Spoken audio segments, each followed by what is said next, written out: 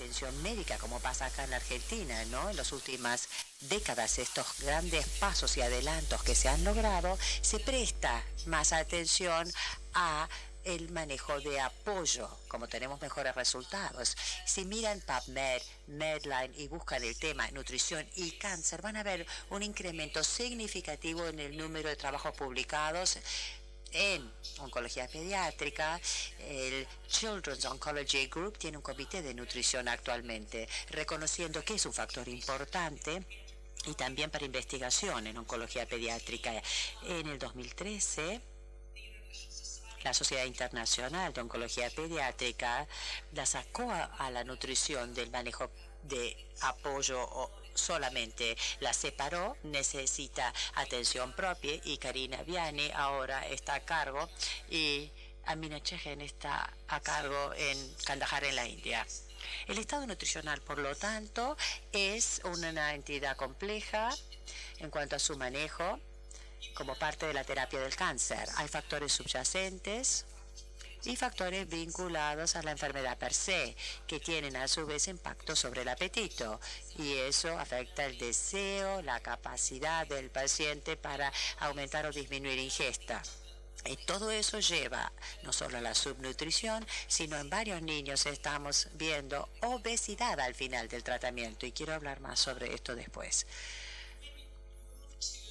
Cuando pasamos a un marco de ingresos medianos o bajos, ahí también afecta mucho la ingesta de la dieta. No tanto un problema en Latinoamérica, pero en otras partes del mundo puede ser. El acceso a antieméticos no tan disponible, eso afecta el estado nutricional. O medicina tradicional, el uso de curanderos, esto ha sido también una barrera en el manejo de la nutrición. Y CIOP ha trabajado mucho en este campo a nivel global, evaluando su rol para adherencia al cuidado, resultados, y después voy a hablar al acceso a la nutrición, entrenamiento del personal y acceso a la comida, un tema que se nos escapa un poquito de las manos como factor para controlar.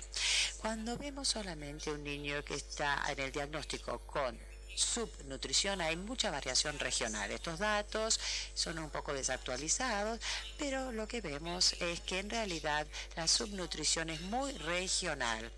Mayores incidencias en Latinoamérica y Centroamérica y en África, y un número menor en Europa y en Estados Unidos. Yo diría que Asia está más en este grupo acá, según los datos más recientes, con alto porcentaje de pacientes que tienen en el momento de diagnóstica manifiesta subnutrición. Entonces, el médico tiene que tratar el cáncer, pero también tiene la doble tarea de tratar en el momento del diagnóstico malnutrición severa. Acá no tanto el problema, pero esto tiene que ver sobre todo por un retraso diagnóstico y por falta de acceso a cuidados. La subnutrición no es nuestro mayor problema hoy. Sabemos que la población que está cada vez más obesa es más y más prevalente en todo el globo y mucho más difícil de manejar clínicamente. Entonces, ¿por qué vine hoy yo acá a hablarles a todos ustedes? ¿Por qué están todas estas agencias buscando estudiar la nutrición con un ojo crítico y ver qué puede hacer para mejorar la atención médica? Bueno, surgió principalmente de un trabajo llevado a cabo por el Dr. Bentley del Hospital de Niños de Filadelfia. Tiene 10 años este trabajo, pero fue el estímulo verdadero sobre por qué muchas de estas entidades internacionales empezaron a reconocer la nutrición. Este grupo hizo una revisión retrospectiva. Niños con leucemia mieloide aguda recibieron un protocolo muy parecido, el mismo tipo de tratamiento.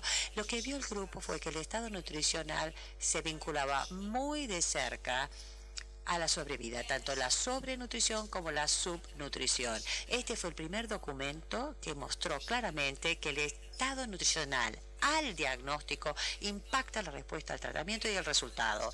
Y una de las partes más importantes del estudio del Dr. Elaine fue que el efecto del índice de masa corporal sobre el resultado era tan profundo que elimina todos los adelantos científicos de años recientes. Yo me acuerdo de esto siempre, porque a medida que los países de bajos y medio desarrollo mejoran el tratamiento del cáncer, si no reconocen el rol de la nutrición, dan marcha atrás. Esta categoría se les da. Pierden un poco todos los adelantes si no incluyen el manejo global de la nutrición. Su trabajo entonces fue lo que hizo que focalizáramos nuestra atención a sí, hay que tratar la desnutrición o subnutrición, y estamos de acuerdo que es bastante simple, fácil, diría, ¿no? Si uno tiene los recursos y el entrenamiento, manejar la subnutrición, una sondro, dar nutrición enteral, parenteral, etcétera. O sea, con los recursos. Pero este es otro problema muy distinto. Lo que estamos viendo, resumen de datos acá nuevamente, para la leucemia linfoblástica aguda solamente, me voy a concentrar ahora en esta leucemia, porque la mayor parte de los datos son de acá, vemos un 50% de los pacientes que son obesos o con sobrepeso al diagnóstico. Entonces, en el grupo de oncología del Children's, nosotros decidimos hacer un metaanálisis de todos los datos publicados, 6.000 niños son casi en total, y rever, bueno, muy bien, tenemos todas estas revisiones retrospectivas, asociando estado nutricional al diagnóstico con evolución o resultado. Los resultados son mixtos, las definiciones son mixtas sobre qué es sobrenutrición, malnutrición. Juntemos todos los datos y a ver qué encontramos. Y de hecho, para la leucemia linfoblástica aguda, vimos que la obesidad, estamos hablando solamente de estado nutricional al diagnóstico, ¿no?, tiene un efecto adverso significativo en sobrevida global y libre de enfermedad también. Y hubo una reducción del 35% en sobrevida de leucemia en este grupo de pacientes.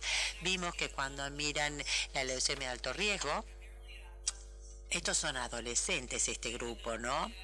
10 años o más. Y los que tienen menos de 10 con alto riesgo, vimos que para ellos la presencia de leucemia de alto riesgo al diagnóstico más obesidad, había 54% de aumento en riesgo de mortalidad. Después miramos la leucemia mieloide aguda para confirmar lo que había visto el doctor Elaine, que era de un solo centro, era un solo estudio, y vimos resultados parecidos. Un tamaño de efecto importante, 36%, 50% de caída en la sobrevida en este grupo de pacientes. Entonces, el grupo ha empezado a decir, bueno, ahora que sabemos lo que pasa, estamos obesos a diagnóstico, tienen sobrepeso en ese momento. ¿Qué pasa en estos niños con leucemia linfoide aguda a medida que hacen el tratamiento? ¿Pierden peso, sí o no? ¿Y qué pasa con respecto al resultado con la fluctuación del peso? Este fue un trabajo de leucemia de alto riesgo. De nuevo, lo que vieron los autores, todo revisión retrospectiva, es que el aumento de peso es muy pronunciado al inicio del tratamiento. Después voy a explicar por qué. Después sabemos que después aumentan mucho, pero acá se da corticoides a alta dosis, se sabe, y también un tratamiento muy intensivo, ¿no es cierto? A pesar de todo eso, aumentan mucho peso durante la primera fase de inducción de tratamiento. Cuando se hace un seguimiento durante todo el tratamiento, ¿qué ven? Ven que la cantidad de peso que aumentan se mantiene durante el tratamiento y predice si van a ser obesos o no al final del tratamiento. Los pacientes con más riesgo para esto son los que están o sea, los que están bajo peso al empezar se quedan así. Los obesos quedan igual o bajan, pero el que tiene peso normal, o sea, el paciente más óptimo en cuanto a su leucemia, ahora están pasando a categoría de sobrepeso y obesidad en muchos casos. Además, sabemos que hay variación entre los tipos de corticoides que se administran, si se da o no prednisona versus dexametasona. que es lo que da el grupo de Dana-Farber. Entre estos dos corticoides hay efectos diferenciales en cuanto a cuánto aumenta de peso. Dexametasona induce más aumento de peso que la prednisona, y también sabemos que si uno impide que se aumente el peso o se trata el aumento de peso, o sea que si cuando está con sobrepeso al inicio lo logran que baja, desaparece el riesgo. Entonces, este estudio en particular, con revisión retrospectiva, con leucemia de alto riesgo, de nuevo, acá clasificamos a los pacientes sobre la base si seguían en categoría de riesgo o no, 50% del tratamiento o no. Y lo que vimos fue que aquellos pacientes que tenían peso normal durante el tratamiento son los que tienen la mayor probabilidad de sobrevida. Los pacientes que son obesos pero cambian durante el tratamiento, o sea, obesos al diagnóstico pero después pasaron a categoría de peso normal, tuvieron la misma sobrevida que los pacientes que al diagnóstico tenían peso normal. Y existe una explicación biológica de esto por estudios en animales que ven la forma en la cual las células grasas responden a la terapia antileucemia comparado con tejido no adiposo. Y hay toda una literatura sobre este tema, ahora no tengo tiempo de explicar, pero hay muchas sugerencias que nos recomienda que tenemos que prestarle atención a este tema desde el inicio. Este trabajo, sus resultados fueron replicados en otro trabajo que se hizo en Guatemala, primero analizando un estudio multicéntrico, estado nutricional, abandono de tratamiento y sobrevida, y vieron cosas parecidas estos autores, parecidos a los nuestros de Estados Unidos, que era que el estado nutricional al diagnóstico no solo aumenta la mortalidad, sino que aumenta el abandono del tratamiento, y que hay un efecto duradero también sobre la sobrevida libre de eventos a 2 años. El mismo grupo después dijo, bueno, ¿podemos replicar lo que fue hecho en Estados Unidos si tratamos el estadio nutricional, lo curamos o lo mejoramos? ¿Mejora el resultado? Y vieron lo mismo que nosotros. Y quiero que miren este grupo que está acá. Estos son los pacientes peso normal y que mantuvieron el peso durante el tratamiento. Este grupo de pacientes son los que estaban en riesgo. Estado nutricional no se remedió durante el tratamiento por diversos motivos, y miren acá sus resultados. Y acá este grupo de pacientes son aquellos que estaban al diagnóstico, grupo de riesgo, se hizo la intervención y se ve lo mismo. Su sobrevida es igual a lo de pacientes que tenían peso normal durante todo el tratamiento. Entonces estamos empezando a ver algunos temas acá. Por cierto, que se replican en países de altos ingresos y de bajos ingresos. Estamos empezando a aprender por lo menos sobre la leucemia, y esto se está extrapolando a otros campos también, que el aumento de que no todo el aumento de peso es igual, y que existe un aumento preferencial de masa grasa en pacientes con leucemia comparado con no leucémicos. Esto es masa magra, masa grasa. Estas las dos son las de abajo, masa grasa. Controles al año de crecimiento y desarrollo, apareado por edad. Ven que la masa grasa aumenta, como aumenta también la masa muscular. Pero en los niños leucémicos, durante un año, el aumento de masa grasa es mucho mayor, enfatizando por qué existe algún tipo de mecanismo biológico frente a la respuesta al tratamiento. El índice de masa corporal esto no lo mide. Si mira en la literatura, ha habido mucho push. El doctor Ravi Bhatt ha hablado mucho de esto, que es la composición corporal, es la única forma de entender esto mejor. Son formas más complejas que hay que medirlo, ¿no? Pero esto es solo un valor estimado, no es una cuantificación. de comparación entre la masa grasa y no grasa. Hay varias hipótesis para explicar estos adelantos del aumento del índice de masa corporal. Puede haber factores genéticos, voy a hablar de estos, y estamos estudiando iniciativas por COG. Hay menor actividad física, el niño no se siente bien, ni se le recomienda reposo, no hacer gimnasia durante el tratamiento. Inicialmente pensábamos que había una ingesta dietética excesiva. Después voy a mostrarles datos que están actualmente por publicarse que muestran que no es así la trayectoria, no hay un exceso de ingesta acá. Después está el tema de comportamiento aprendido y después el rol del la microbiota y los cambios que pueden impactar la absorción de nutrientes. Entonces, ahora quiero hablar un poquito sobre ingesta de la dieta y por qué esto ha sido importante durante los últimos años. Los datos ya de inicios de los 80, y esto se ha mantenido en todos estos años.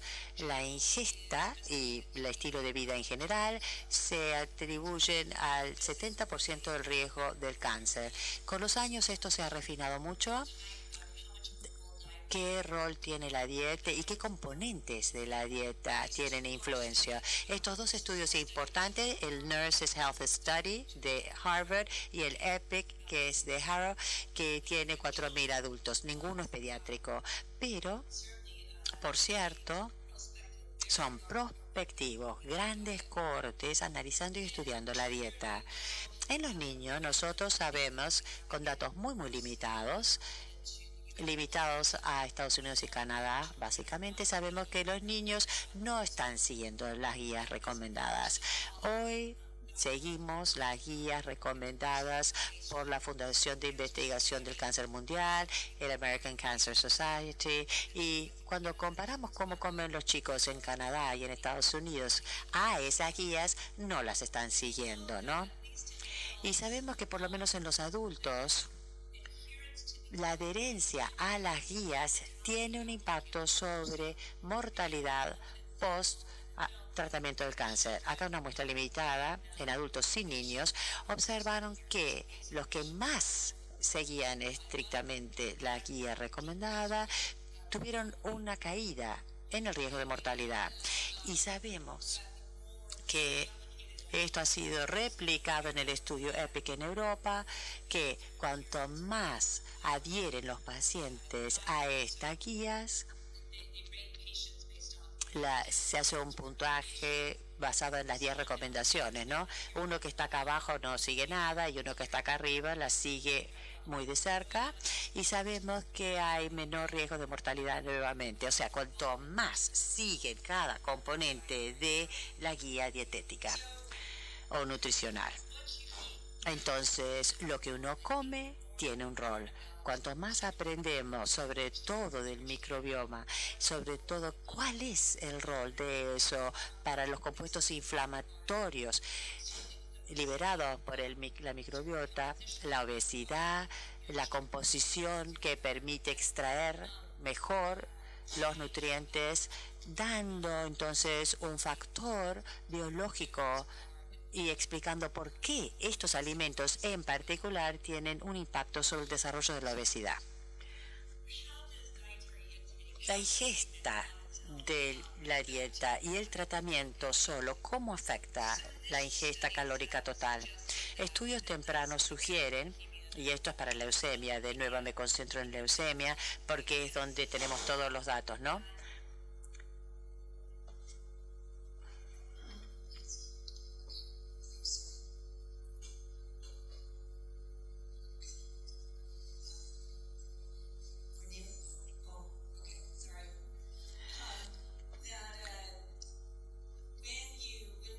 Cuando los pacientes reciben los pulsos, este es en fase de mantenimiento de tratamiento, que se ve un incremento sostenido en ingesta calórica en función del tiempo. Pero esta respuesta es muy variable. Algunos niños aumentan de peso con el tiempo, pero varía. Algunos niños pierden pesos. Los pulsos de corticoides o hidrocorticoides no siempre causan un aumento importante en la ingesta calórica. ¿Dónde estamos hoy en cuanto a la literatura? Bueno, pienso que uniformemente hay evidencia suficiente para sugerir que el estado nutricional al diagnóstico afecta la sobrevida. Esto se ha mostrado para la leucemia mieloide y linfocítica, pero estamos empezando a atender también para tumores sólidos. El mecanismo creo que es diferente, pero es evidente en los países de altos ingresos y bajos ingresos. El vínculo con la toxicidad, costo del tratamiento, duración de internación, se sabe menos, sugestivo pero no definitivo. Y sabemos que si corregimos el problema, o sea, subnutrición que lleguen a normal, o si están por encima, bajarlo a normal, que se puede eliminar el factor de riesgo. Entonces, esto subraya realmente la importancia de la intervención durante el tratamiento y que tener personal para hacerlo. No solo el desarrollo de cáncer es un factor de riesgo por la obesidad, afecta varias partes de los resultados. El tema del estilo de vida en pediatría es algo que todavía estamos aprendiendo mucho. Quiero pasar ahora a hablar de lo que está hablando en cuanto a la próxima fase de investigación en los Estados Unidos, estudios nutricionales de los grupos y los consorcios. Voy a hablar de dos grupos de consorcios. Uno, el grupo de Dana-Farber, que es el de leucemia linfocítica aguda, es un grupo que trabaja desde la Universidad de Harvard, y después los de COG. Y quiero describirles los estudios para que sepan lo que está pasando por fuera de Latinoamérica y donde pensamos que deben hacerse los próximos estudios también, ¿no es cierto? El primero es este de leucemia linfocítica aguda. Hay muy pocos datos en tumores sólidos y en tumores de cerebro. Hay muchas razones, ¿no? Por eso, pero es este tumor el que está siendo el que nos da más información en investigación en nutrición. Este es un grupo de cohorte. Los objetivos de este estudio fueron establecidos hace 8 años. Es un estudio epidemiológico prospectivo que analiza ingesta dietética y distintos momentos del tratamiento, al diagnóstico, fin de inducción y mantenimiento. ¿Cómo cambia la dieta y cuál es la asociación entre cambio nutricional y toxicidad durante el tratamiento?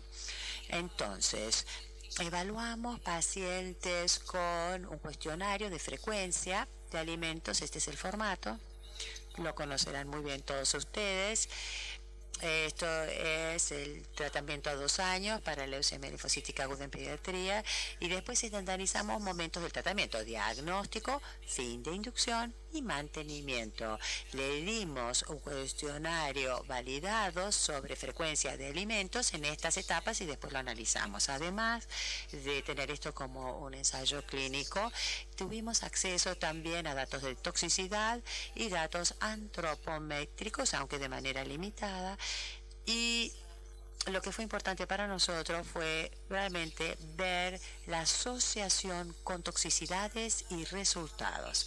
Entonces, ¿cómo le va a los pacientes al momento del diagnóstico? Bueno, vimos que un 30% de los pacientes son obesos al diagnóstico, con sobrepeso o obesos, y la mayoría de los pacientes superan la recomendación para calorías. O sea que llegan al tratamiento.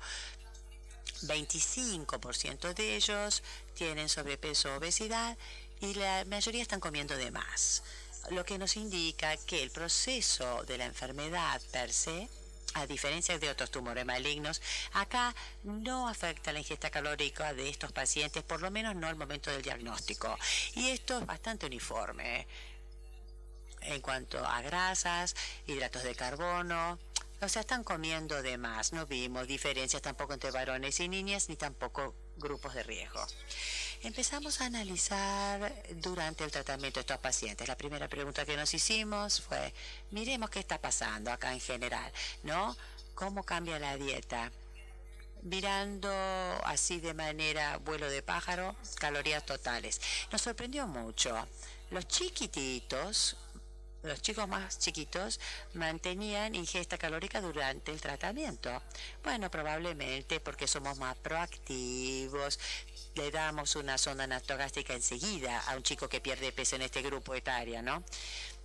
Y es mucho más fácil ponerle la sonda, ¿no?, a un chico de 3 que a un chico de 15, como ustedes saben. O sea, acá hay un motivo clínico por lo cual vimos esto, pero cuando miramos a los pacientes por su cuenta, vemos un ligero aumento en ingesta, no uniforme, pero vemos caída en calorías con respecto a ingesta.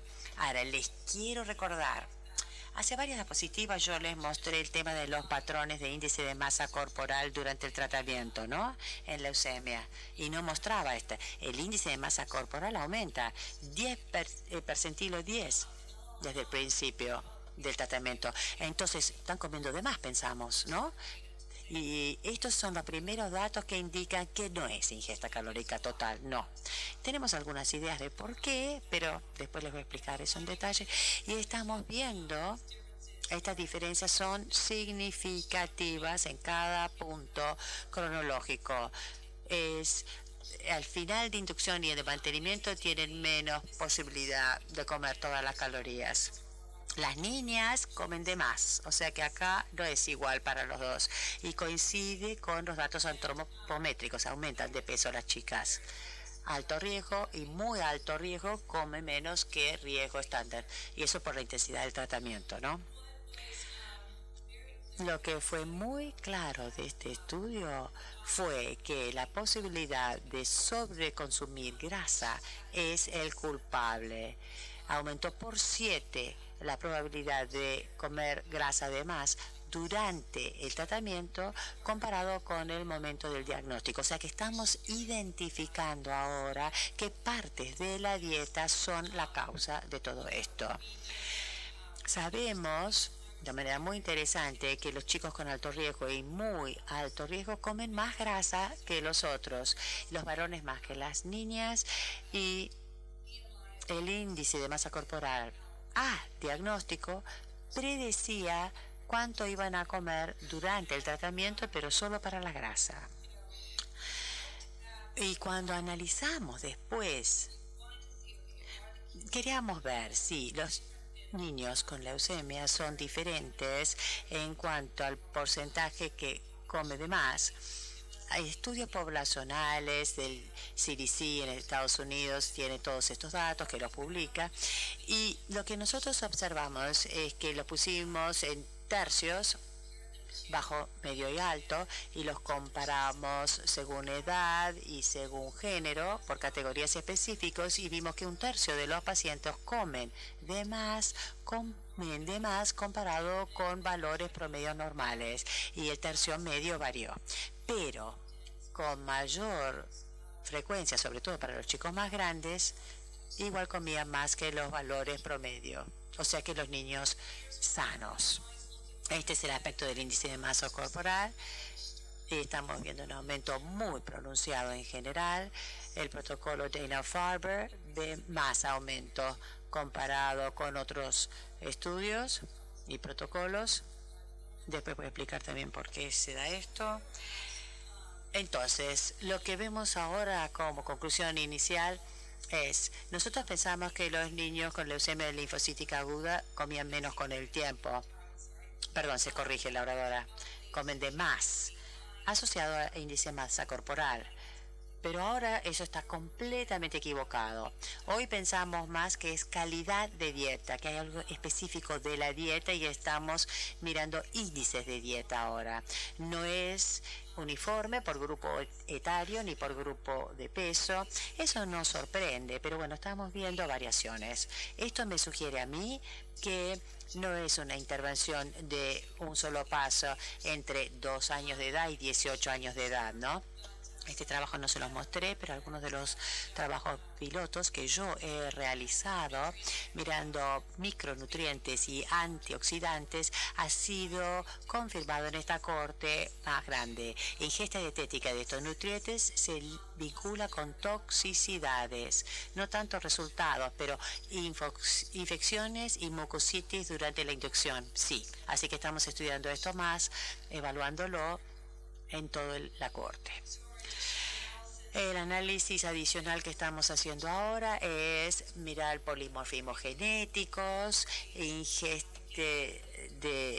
específicos de nutrientes óseos, calidad dietética, y esto es lo que estamos mirando, ¿no?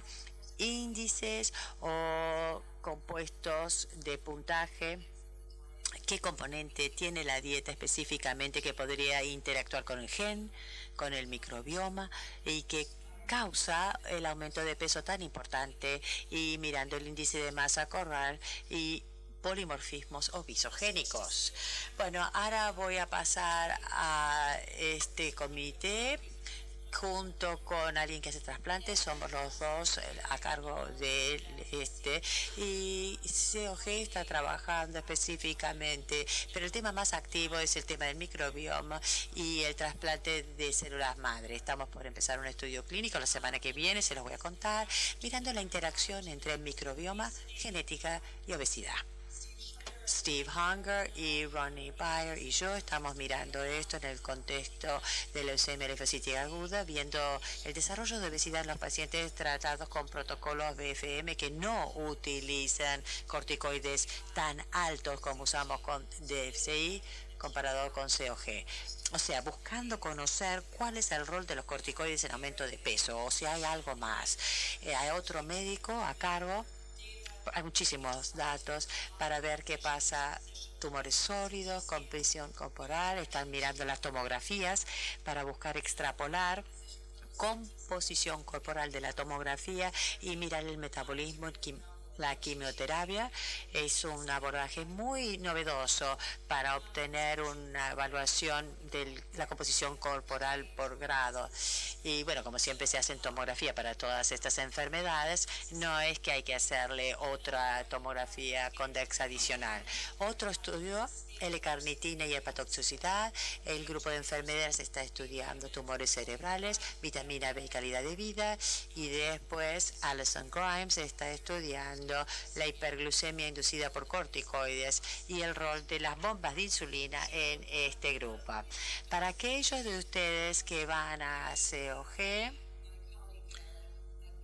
Mick Nieder y yo hemos recibido un grant del NIH y va a ser el día antes del Congreso en octubre, el 1 de octubre, que es, y se superpone, ¿no?, con el Congreso que tienen acá en Iguazú, pero bueno, estamos trayendo líderes de todos los Estados Unidos que han hecho mucha investigación a nivel internacional sobre obesidad, en pediatría y en oncología. Tenemos científicos e investigadores básicos que van a hablar sobre la composición corporal y su efecto sobre los resultados. El doctor Middleman va a presentar su trabajo. Él es el líder en cuanto a modelos animales, mostrando las explicaciones potenciales sobre lo que está pasando con estos niños con obesidad y su impacto en sobrevida. Entonces, nuevamente, si a alguno le interesa o si van a venir a reunión del Congreso de COG, es el lunes anterior, el anterior al Congreso que hay en Iguazú. Y ahora brevemente voy a hablar de este estudio clínico que está en curso, que va a empezar el 30 de abril. Se activa. Está mirando tratamiento con probióticos para la prevención de la enfermedad de injerto versus huésped del agudo intestinal en los chicos sometidos a trasplante. Un grupo de nosotros publicó este artículo mirando la seguridad y la factibilidad de dar probióticos. En este trabajo se decía que se podía dar en chicos con alto grado de estar inmunocomprometidos sin que se desarrollara una infección. Usamos Lactobacillus plantarum. No son todos los probióticos son seguros, pero esta cepa particular sí es seguro en los niños que van a ser sometidos a trasplante. Tenemos un trabajo, vamos a reclutar 500 pacientes en los próximos 3 años, clínicamente analizando los efectos del tratamiento con probióticos sobre resultados clínicos, gastrointestinales, su desarrollo y la enfermedad injerto versus huésped. Y los estudios correlativos también son muy importantes. Vamos a hacer secuencia genética del microbioma intestinal para todos los que reciben placebo y no. Estudiamos metabolitos, citoquinas, espesor de la pared intestinal medida por citrulina. Bueno, no sé, muchas cosas. Y vamos a obtener muchísima información para conocer cuáles son los efectos, por lo menos en cuanto al trasplante en este grupo de pacientes.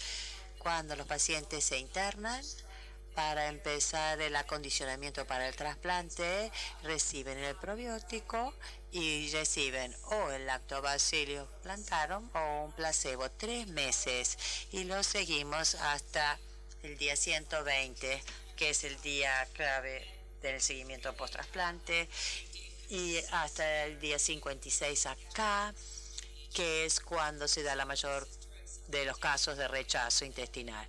Acá en la suplementación y acá un periodo de monitoreo hasta 120. Vamos a tomar muestras de sangre, materia fecal, todos los datos clínicos, infección, toxicidad, exposición a antibióticos, y en 6 o 7 años les cuento los resultados. Veremos qué pasa, quién sabe.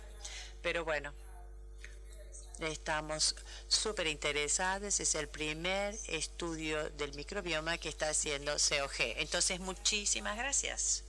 Contestaré cualquier pregunta o comentario.